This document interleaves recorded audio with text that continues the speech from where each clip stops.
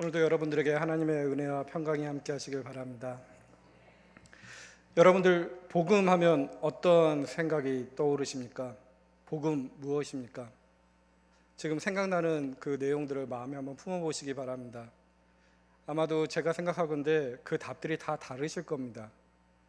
왜냐하면 복음하면 복된 소식 또는 기쁜 소식으로 우리들이 알고 있습니다. 그래서 복음하는 순간 기쁜 소식이라고 알고 계신 분들은 나에게 기쁜 소식들을 지금 생각해 봤을 것입니다. 만약 지금 자녀가 아픈 부모님이라면 자녀가 병이 낫는 것들, 한국에 계신 부모님이 아파서 지금 걱정하는 자녀들이라면 부모님이 회복됐다는 그런 소식들이 기쁘다고 말할 것입니다. 또한 몇 주 전에 복권이 한참 열풍일 때 복권을 사신 분은 자기가 그 번호에 당첨됐다는 것을 좋아하시는 분도 있을 거고요.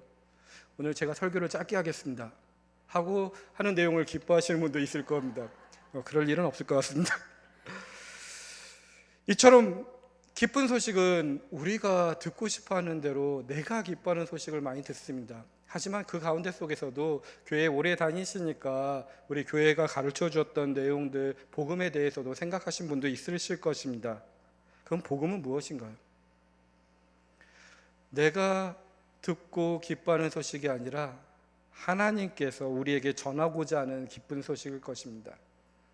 나야라는 주어가 빠지고 하나님이 전한 소식입니다. 그럼 하나님께서 우리에게 어떤 소식을 전하셨나요?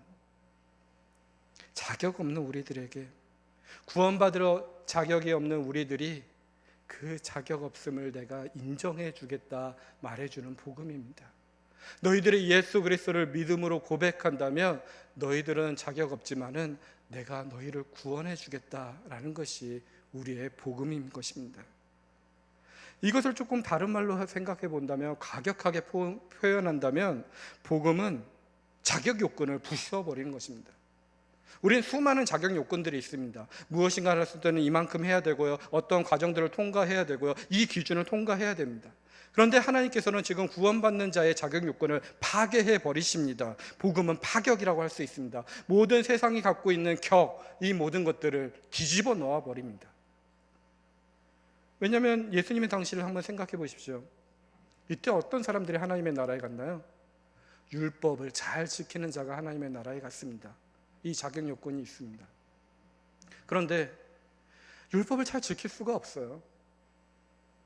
율법을 지키려면 안식일도 지키고 헌금도 잘 해야 되고 하나님의 말씀대로 잘 살아갈 수 있어야 되는데, 생활이 가난한 사람은 지킬 수가 없어요. 안식일을 어떻게 지켜요? 그날 하루가 먹고 살 게 없는데.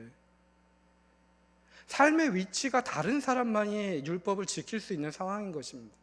근데 그 사람들이 다른 사람에 대한 생각은 하지 않고 자신의 그 위치가 더 좋아지기를 원합니다. 계속해서 높은 자리를 가기를 원하고요, 잔치 자리 속에서도 가장 중요한 자리에 앉기를 원하고요, 성전 속에서 다른 사람들을 판단하고 종교 지도자가 되기를 원하고요, 다른 사람에 대한 판단의 내용을 통해서 다른 사람을 통제하기를 원하고요, 자신이 거하는 집이나 성전들이 화려하고 큰 건물이 되기를 원합니다. 그리고 자신은 그 자리에서 중요한 위치가 되고자 합니다. 그들의 삶은, 세상 속에서 삶은 아무리 2000년 전 유대의 땅이라도 하나님의 나라같이 천국처럼 지냈을 것입니다. 불편함이 별로 없습니다. 그리고 무수한 사람들을 차별하고 구별합니다. 너희는 안 돼. 그런데 복음은 그것을 뒤집어 놓습니다. 하나님의 나라는 세상에서 성공하고 높은 사람들이 율법을 잘 지켜서 가는 하나님의 나라가 아니라 너희들에 의해서 차별당하고 고난당하는 자들을 불쌍히 여기시는 하나님께서 그들이 죄인이 아니라 선언해 주시고, 그들의 죄값을 내가 다 해결하겠다고 십자가에서 죽으시고 우리 모두를 하나님의 나라로 초대한 것입니다. 예수님이 누구의 손에 죽으셨나요? 힘 있는 자, 높은 자리에 있는 자들의, 서기관들과 제사장들에 의해서 죽임을 당하셨습니다. 그런데 그 예수님의 십자가에서 어떤 일이 발생했나요? 부활의 사건이 열리고, 그리고 우리에게 모두 다 하나님의 나라에 들어갈 수 있는 그 문이 열린 것입니다. 복음은 파격입니다. 그렇기 때문에 복음은 문화 속에서 갖고 있던 차별과 구별에 있는 모든 격들을 뒤집어 엎는 데서부터 시작됩니다. 그래서 초대 기독교 교회 속에서는 신분의 문제들 속에서의 파격이 일어났고요, 유대인이냐 이방인이냐에 따른 구별과 구별의 문제가 사라졌고요.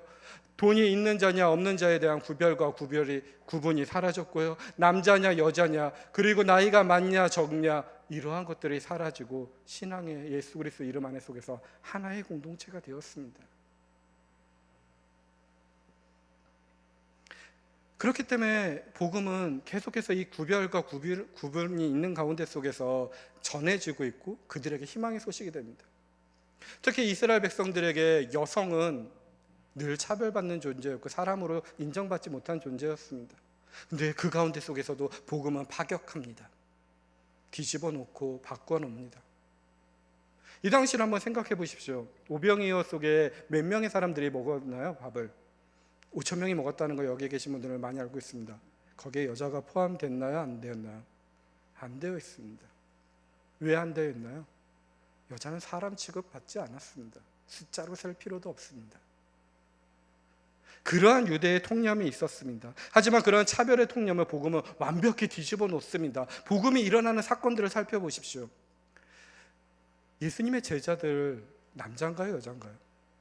네, 12명 그리고 여러 명 막 생각하면서 헷갈립니다. 그러면 12명의 제자들 남자였나요? 여자였나요? 전원이 남자였습니다.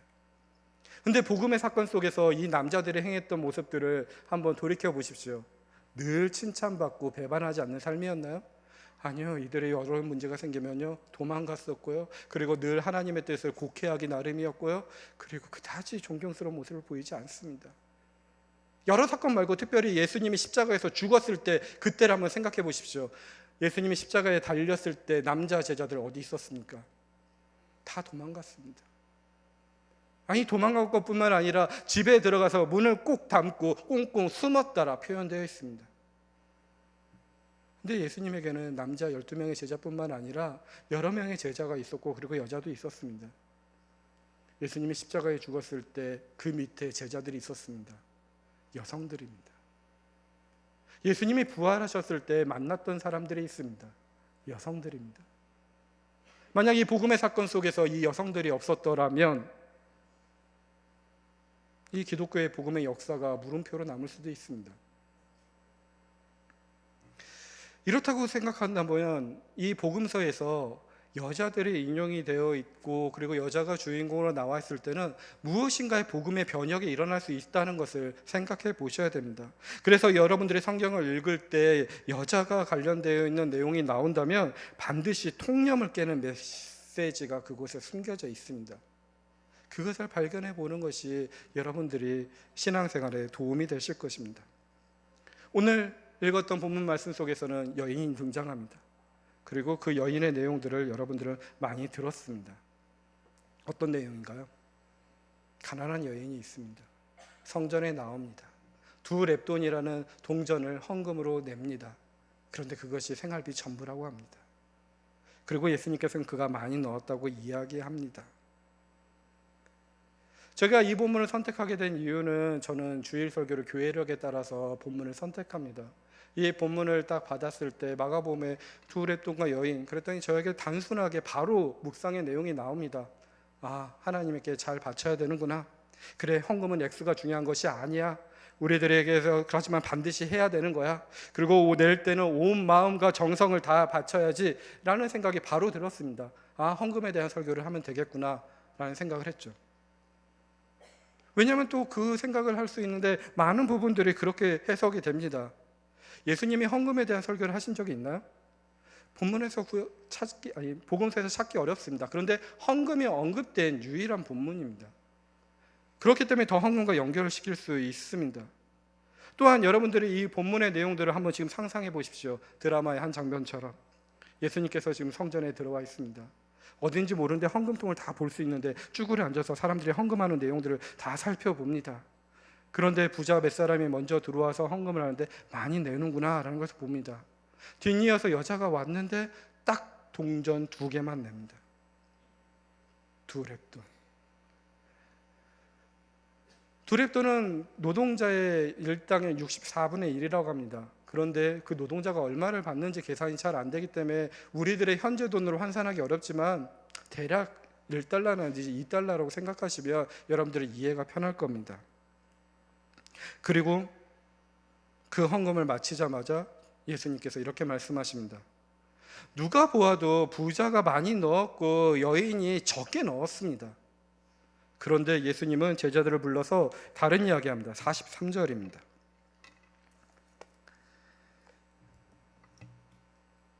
그리고 42절입니다. 43절. 내가 진실로 너에게 이르노니 이 가난한 가부는 헌금함에 넣는 모든 사람보다 많이 넣었도다 이야기합니다. 아무리 생각해도 많이 넣지 않았거든요. 겨우 동전 2개거든요. 그런데 이 부분도 그냥 쉽게 묵상이 되었습니다. 왜냐하면 제가 여러분들에게 성도 여러분, 헌금하실 때 힘이 붙이도록 하십시오. 그러면 여러분들은 어떻게 반응하는가요? 좀 거부감이 느껴지시나요? 안 그러실 겁니다. 왜냐하면 주님을 믿고 하나님께 받은 것들을 헌금으로 돌려드리는 가운데 속에서 그래, 힘이 붙이는 대로 해야지, 하나님께서 주신 것들을 정말로 많이 돌려드리는 것이 맞지라고 얘기를 합니다. 헌금은 힘에 붙이는 대로 하는 겁니다. 근데 이 관점에서 생각하니까 이 내용이 쉽게 해결됩니다. 부자는 많이 내었지만 힘에 붙였을까요? 누가복음의 동일한 내용의 본문 말씀 속에 보았더니 그는 넣고도 남았더라 라고 표현되어 있습니다. 남는 가운데 많은 돈을 낸 것입니다. 여인은 2달란트를 내고 힘에 붙였을까요? 안 붙였을까요? 힘에 붙였습니다. 성경은 전 재산으로 얘기합니다. 그러니 부자는 힘에 붙이지 않았는데 헌금을 내었고 여인은 힘에 붙이는 헌금을 내었기 때문에 부자는 많이 낸 것이 아니라 적게 낸 것이고 여인은 적게 낸 것이 아니라 많이 낸 것이라고 표현할 수 있겠다라고 생각했습니다. 그리고 예수님께서 여자를 칭찬하는 것처럼 보였습니다. 근데 그 다음에 더 생각을 가보니 이제 그 다음부터 잘 답이 안 나옵니다. 이 성경 말씀을 듣고 여러분도 동일하게 행동하고 싶은 마음이 들으셨습니까? 질문이 좀 어렵나요? 여러분의 전 재산을 헌금하고 싶은 마음이 들으셨습니까? 아무도 없습니다. 여인은 전 재산을 바쳤다, 그리고 이것이 좋은 일이다, 힘이 붙이도록 헌금하는 것이 좋은 것이다 하면은 오늘 우리들에게도 결단이 나옵니다. 전 재산을 바쳐야 됩니다. 그런데 그런 결단이 안 나옵니다. 좀 이상한데? 갑자기 저는 이 순간 삭개오가 생각했습니다. 삭개오는 재산의 절반만 바쳤습니다. 그럼 절반만 바치면 될까요? 아니면 부자들처럼 일부분을 남기고 바치는 것이 좋을까요? 이 생각이 꼬리에 꼬리다 물리다 보니까 내가 힘에 붙이도록 헌금한다면 도대체 얼마를 헌금해야 될까? 금액이 산정이 되지 않습니다. 내가 지금 성경의 말씀을 잘못 따라가고 있고 있는 것은 아닌가라는 생각이 들었습니다. 왜냐하면 제가 믿는 하나님은 그렇게 궁핍하시고 쪼잔하신 분이 아니시거든요. 시편 50편의 기자가 고백했던 것처럼 하나님은 온 우주 만물을 창조하셨습니다. 그런 하나님께서 무엇이 부족해서 우리의 것을 그대로 탐내겠습니까? 절대로 그러신 분이 아니십니다. 그렇다면 헌금에 대한 내용이 아니라 지금 다른 길로 왔구나라는 생각으로 여러분의 생각을 돌려보시기 바랍니다. 여인이 등장해서 변혁적인 내용이 필요한 것입니다. 복음으로서 지금 잘못된 것을 지적하고 새로운 거, 바른 것으로 이야기를 해야 됩니다. 그러면 여인이 잘못된 것을 말한 것이 무엇이고 바뀌어야 될 것이 무엇인지 우리 생각해 봐야 됩니다. 그래서 오늘 저는 그 내용을 나누고 싶습니다. 오늘 두 랩돈 이야기 속에 등장한 이야기의 앞에 본문과 뒤에 본문을 같이 한번 생각해 보십시오.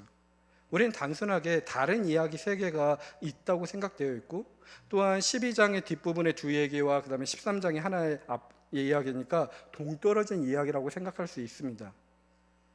하지만 이야기가 하나의 이야기를 하고 있을 수 있습니다. 왜냐하면 마가복음에서는 이 세 이야기 중에서 앞에 두 얘기가 12장 뒷부분에 있고 13장 앞부분에 있지만은 누가복음에 살펴보십시오. 성경책에 지금 가로치고 누가복음 써져 있는 부분들을, 단락들을 보십시오. 서기관들을 삼가라는 것이 20장 마지막 부분이고요. 그리고 가부의 헌금 얘기가 21장 첫 부분에 나오고 연이어서 성전이 무너질 거라는 이야기가 5절, 6절 붙어서 나옵니다. 누가복음에서는 두 번째, 세 번째 이야기가 함께 있는 것입니다. 마가복음에서는 첫 번째, 두 번째 얘기가 함께 있고요. 누가복음에서는 두 번째, 세 번째가 함께 있다면 이 이야기는 같은 이야기일 수 있다는 것입니다. 이게 같은 이야기라는 전제 안에 이 말씀을 다시 한번 생각해 봤으면 좋겠습니다. 일단 앞에 첫 번째 얘기 속에서 40절입니다. 그들은 과부의 가사를 삼킨다는 것입니다. 이제 이 과부를 쭉 연결시켜서 생각하시고요. 그리고 그들은 성전에 있는 자라고 생각하시면서 말씀을 이해하기 바랍니다. 당시 문화를 이해한다면 서기관이 과부의 가사는 어떻게 빼앗는지 알 수 있습니다. 어떻게 뺏었냐면 과부는 여인이기 때문에 재산을 관리할 수 있는 자격이 없습니다. 남편이 죽고 그 남편의 친족이 없으면 그 여자는 재산을 관리할 자격이 없기 때문에 그 재산을 서기관에 맡겨야 됩니다. 근데 이 시대나 과거나 비슷했나 봅니다. 눈먼 돈이 맡겨지면 그걸 잘 관리할까요? 서기관들이 등쳐먹습니다. 공동번역에는 아예 등쳐먹는다고 번역을 해놨습니다. 그 여인의 돈을 착복해버린 것입니다. 그래서 서기관은 그런 일들이 발생할 때마다 부자가 되어가고요, 여자는 남편의 죽은 것도 어려운 환경이고 남편이 죽어서 그 재산만이라도 믿고 의지하던데 그 재산마저도 서기관에게 빼앗겨버린 현실이 되어버린 것입니다. 그런데 이 두 사람들이 지금 성전에 들어와 헌금합니다. 그 부자는 당당하게 많이 넣습니다. 그리고도 남는다고 합니다. 그리고도 여인은 2렙돈을 넣는다고 합니다.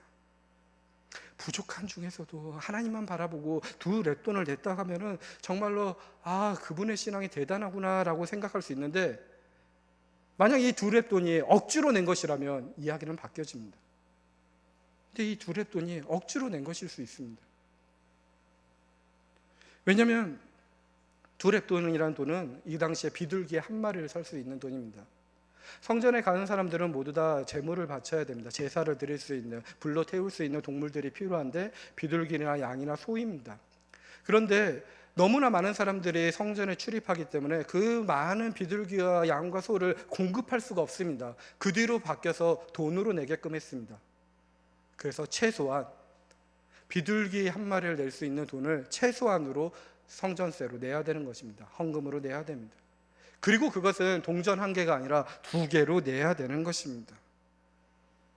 그렇다면 이 여인은 억지로 동전 2개를 낼 수밖에 없는 것입니다. 이 여인의 입장에서 생각해 보십시오. 남편을 잃었습니다. 하늘이 무너지는 것 같습니다. 혹시 자녀가 있을지 모릅니다. 그나마 있었던 재산 서기관에게 다 뺏겼습니다. 먹고 살아야 됩니다. 나가서 일을 해야 됩니다. 그 당시 여자는 사람 취급을 받지 못했습니다. 할 수 있는 일이 별로 없습니다. 그래도 하루 먹고 살기 위해서 일을 해야 됩니다. 정상적인 수입이 발생할 수 있는 일을 할 수 없습니다. 억지로 사회의 가장 밑바닥에 일을 했을 것입니다. 그리고 일당을 받았습니다. 겨우 2렙돈입니다. 그런데 성전에 나옵니다. 그 2렙돈을 내야 됩니다.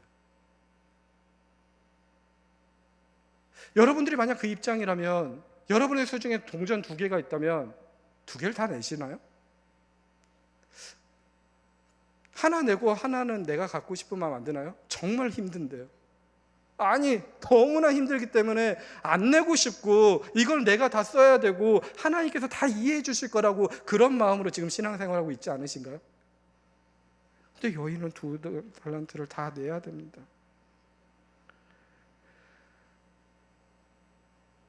정말로 어쩔 수 없이 낸 것처럼 보입니다. 만약 자발적으로 냈다면 예수님께서 그 여인의 헌금 낸 모습을 보고 칭찬했을 것입니다. 그런데 오늘 본문에 그 칭찬의 말씀이 없습니다. 그저 그냥 다만 그들이 다른 사람보다 많이 넣었다라는 것으로 이야기가 마친다면,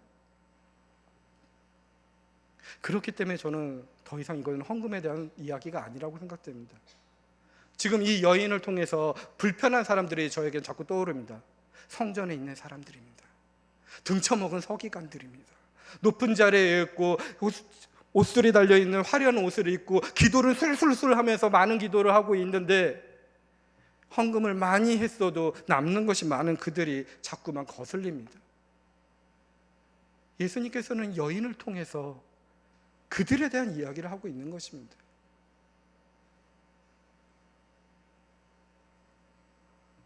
또한 여인은 왜 2달란트를 다 헌금할 수 있는 상황에 몰렸을까요? 아마도 종교개혁 시대에 면죄부를 샀던 장면과 비슷할 것 같습니다. 이 당시에 성전은 헤롯 성전입니다. 46년이나 걸려서 백성들의 고열을 빨아서 지어졌습니다. 식민지에도 불구하고도 그 성전을 지어야만 됩니다. 어떻게 지었을까요? 서기관들이 열심히 헌금하라고 독촉했을 것입니다. 그래도 안 거쳤으니 이제는 협박을 했을 것입니다. 너희들이 헌금을 하지 않으면 지옥에 갈 것이라고. 너희들의 최소한 헌금을 매일매일 하라고. 하루의 일과가 끝나면 꼭 성전에 들여서 기도하고 기도할 때 2렙돈을 내라고. 최소한. 그리고 그 돈이 모아져서 성전이 지어졌을 것입니다. 종교개혁 시절에 성전을 지었을 때, 그리고 오늘날의 많은 교회들이 지어졌을 때 그러한 모습으로 유추가 될 것입니다. 성전이 그 큰 건물을 짓기 위해서 강도의 구렬이 되어버린 것입니다. 예수님은 그것에 대해서 진노하신 것입니다. 그러니 그 성전에서 나오시면서 13장에 제자들이 물어보는 것 가운데서 2절에 이렇게 얘기합니다. 예수께서 이르시되 내가 이 건물들을 보느냐 돌 하나도 돌 위에 남지 않고 다 무너뜨려지니라. 다 무너진다고 진노하십니다. 이렇게 이야기를 생각해 보니 여인의 2렙돈을 착취한 것이 그 큰 건물 성전을 무너뜨리게 하고 있는 것입니다. 서기관들은 작은 일이라고 생각했을 것입니다. 겨우 2렙돈의 헌금을 강요하는 것이 무슨 큰 잘못이냐고. 하지만 사람의 입장에 따라서 다른 것입니다. 그 차별과 그 구분 가운데 속에서 자신에게 작은 것들에 대한 착취가 그 큰 성전을 무너뜨리게 하는 것입니다. 예수님께서 봤을 때는 무너져야 될 상황이 된 것입니다. 예수님이 바라봤던 성전은 어떤 모습인가요? 하나님께 기도하는 집입니다. 왜 기도하나요? 우리의 세상에 있던 모든 고통과 눈물을 하나님께 올려드리기 위해서 기도합니다. 그곳에서 하나님과 친밀히 만나는 곳이어야 됩니다. 그 집 속에서 누가 소외될 수 있나요? 아니요. 누구도 소외되면 안 됩니다. 부한 자나 가난한 자나 많이 배운 자나 배우지 못한 자나 누구나 평등하게 하나님 앞에 들어와야 하는데 지금 이 성전은 길이 막혀버렸습니다. 성전 안에 들어온 사람은 누구나 따뜻한 품을 누려야 됩니다. 하나님의 말씀대로 가난한 자들, 고아와 가부들의 도움을 받아야 되는데 오히려 그들의 피를 빨아먹고 있습니다. 성전은 우는 자들의 눈물을 닦아줘야 되는 것인데 더 울게 만들어버립니다. 병든 자에게 건강한 희망을 줘야 되는데 희망을 상실해버리게 만들어버렸습니다. 배고프고 가난한 자를 착취하는 것이 아니라 배불리 먹고 살아갈 힘을 만들어줘야 되는데 그러한 능력을 상실해버렸습니다. 죽음에 직면한 자가 영생에 대한 소망을 가져야 되는데 죽고 싶을 것입니다. 성전은 세상은 향한 하나님의 대문이어야 되는데 그 대문이 꽁꽁 막혀버렸습니다. 그러니 예수님은 그것이 무너질 거라고 선언하십니다. 예수님은 지금 성전이 필요 없다 말하는 것이 아닙니다. 성전의 기능을 하지 못하는 이것들이 무너질 거라고 얘기하는 것입니다. 여인이 등장해서 작은 2렙돈을 통해서 이야기하고 싶은 이야기가 바로 이 이야기입니다. 너희들이 화려하고 하나님을 잘 믿는 모습으로 상징적으로 보이는 성전이 지금 제대로 기능을 하지 못하고 있다고. 너희들이 큰 착각을 하고 있다고. 이것들은 무너질 거라고 이야기하고 있는 것입니다. 근데 이 2000년 전 이야기가 이 당시에만의 이야기일까요? 우리들의 이야기입니다. 왜냐하면 지금 여기 계신 분들, 여러분들 각자의 마음속에 하나님이 계신가요? 안 계신가요? 다 계신다고 대답할 겁니다. 여러분의 마음에 하나님이 계시는데 여러분의 삶이 성전인가요? 성전이 아닌가요? 여러분의 삶이 성전입니다. 여러분의 가정은 어떠한가요? 하나님의 사랑을 나누는 그 가정 공동체가 바로 하나님의 성전입니다. 이 교회는 어떤가요? 하나님께 예배하고 기도하는 이곳도 하나님의 성전입니다. 하나님의 사랑을 나누는 신앙의 공동체는 그 사랑의 나눔의 곳에 늘 하나님이 계시기 때문에 그 모든 것이 성전입니다. 그렇다면 오늘 여러분들의 성전은 어떠한가요? 여러분의 삶은, 여러분의 가정은, 여러분의 교회는, 이 세상의 교회는 지금 어떤 모습인가요? 예수님이 헌금통 앞에서 걸터 앉아서 뚜려지게 쳐다보고 있는 모습처럼 우리의 삶을 쳐다보았을 때 여러분들의 모습은 어떠한가요?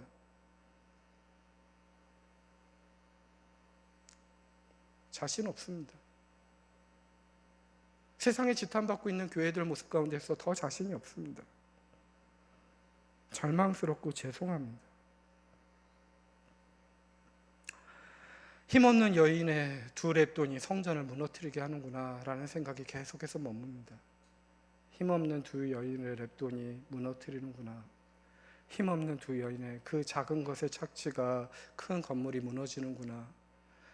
작은 것들에 대해서 중요하게 생각하지 않았던 나의 성전이 무너지는구나 하는데, 이 작은 것, 보잘것없는 가운데 속에서 예수님이 비쳐 보였습니다.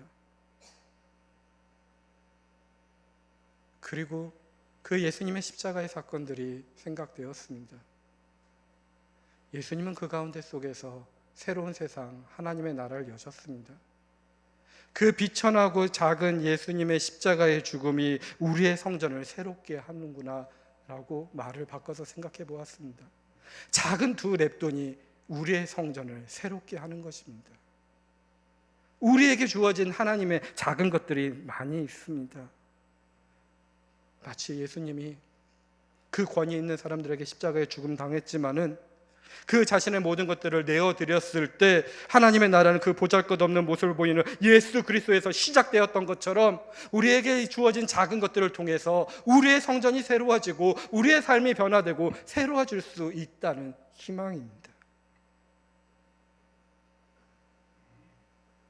그러니 예수님은 이 한 가부의 두 렙돈의 모든 부자들보다 많은 헌금을 한다고 해서 헌금을 많이 내라는 얘기가 아니라 너희들이 주어진 작은 것들, 너희들의 일상들을 소중히 생각하라는 것입니다.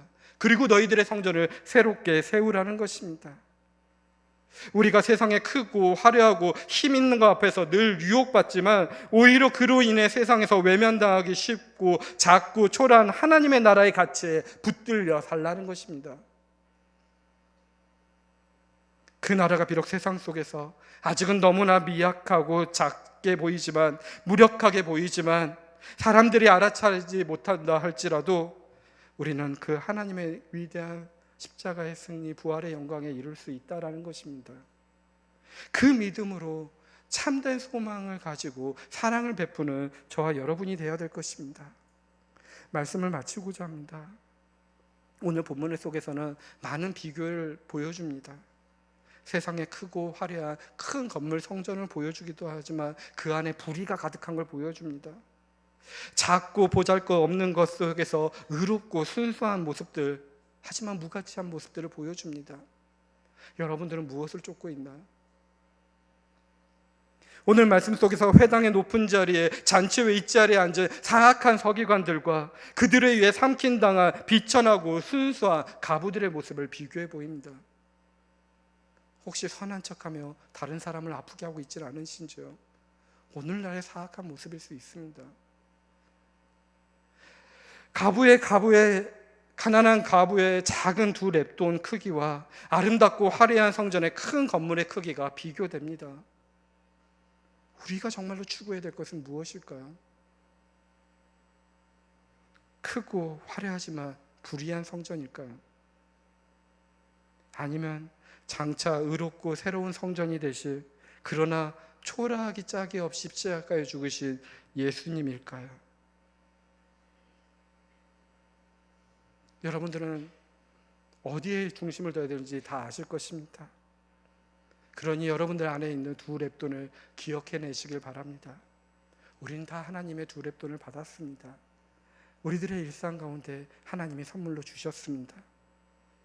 교회가 교회의 참된 모습으로, 교회의 모든 성도들이 자신의 본문에 충실해서 일궈낸 열매들로, 하나님의 뜻을 귀히 여기고 살아가는 감사의 결과물로, 하나님이 원하신 대로 이웃을 위해 사용될 저와 여러분들의 일상이 오늘날의 작은 두 렙돈입니다. 그 두 렙돈은 성전을 무너뜨리는 것이 아니라 새로운 삶을, 새로운 가정을, 새로운 교회를, 신앙의 공동체를 세울 수 있는 기둥이 될 것입니다. 이 두 작은 랩돈은 큰 성전을 무너뜨리는 데 사용되는 것이 아니라 무너져가는 교회와 세상의 희망이 되는 것입니다. 사랑하는 성도 여러분, 우리에게 이미 두 랩돈으로 불릴 만한 일상이, 위대한 선물이 나의 삶에, 가정에, 교회에 무수히 많음을 믿으시길 바랍니다. 하나님이 거저 주신 것입니다. 바라기는 여러분의 일상 한가운데서 작은 것도 귀히 여기면서 교회다운 교회, 그리스도인다운 그리스도인 모습으로 살아가는 복된 삶이 되시길 간절히 바랍니다. 기도하겠습니다.